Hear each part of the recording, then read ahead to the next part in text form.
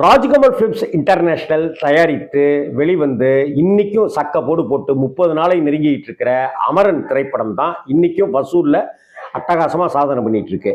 இந்த படம் மேஜர் முகுந்த் வரதராஜன் அவர்களுடைய உண்மை கதையை அடிப்படையாக வைத்து கதை பின்னப்பட்டிருக்கு அப்படிங்கிறதெல்லாமே நமக்கு தெரிஞ்ச விஷயம்.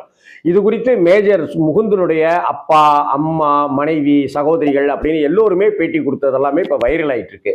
இந்த சூழ்நிலையில அந்த இராணுவ விஷயங்கள் அனைத்தையும் அப்படியே நமக்கு காட்டிய வகையில பல வகையில ஒத்துழைப்பு கொடுத்த மத்திய பாதுகாப்புத்துறை அமைச்சர் ராஜ்நாத் சிங்கை டெல்லிக்கு போய் நன்றி தெரிவிக்கிற விதமா இன்னைக்கு ஒரு சந்திப்பு நடந்திருக்கு. அதுல டைரக்டர் ராஜ்குமார் பெரியசாமி, ராஜ்கமல் பிலிம்ஸினுடைய நிர்வாகிகள், நடிகர் சிவகார்த்திகேயன் சார் அப்படின்னு எல்லாருமா சேர்ந்து போய் ராஜ்நாத் சிங் கிட்ட இதற்கான விஷயங்களை எல்லாமே செய்து கொடுத்ததுக்கு நன்றி அப்படின்னு தெரிவிச்சு சந்திச்சுட்டு வந்திருக்கு.